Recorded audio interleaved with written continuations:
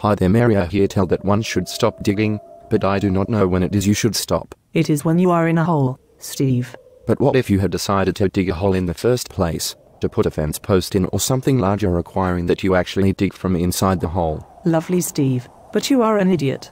The hole in this case is used as an allusion to the event of being stuck in some way.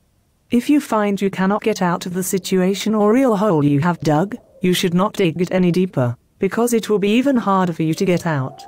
So, what it means is, if some situation has gone wrong in some way, you should not compound the error by continuing. Well, or very nice, you moron. But what if you don't recognize that you have done something wrong in the first place? How can you stop digging? Yes, Steve, that is a problem. The hope is that you do some analysis as you do stuff to evaluate the validity of what you are doing, or failing that, employ others to do independent evaluation, since they will not have a stake in the progression of what you are doing. Oh, I see. And so that is why the media often use that phrase when talking about the quantitative easing.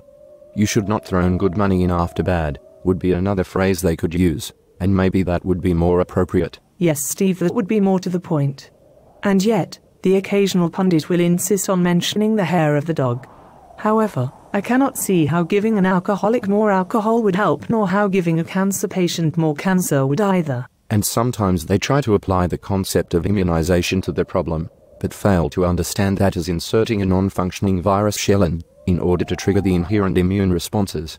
The more correct analogy would be to inject monopoly money into the banking system or some kind of traceable counterfeit money and to identify the trail of wrongdoers. The seeds of a good idea, that is, Steve. To quote a well-known phrase, you are a den of vipers and thieves, and I intend to rout you out.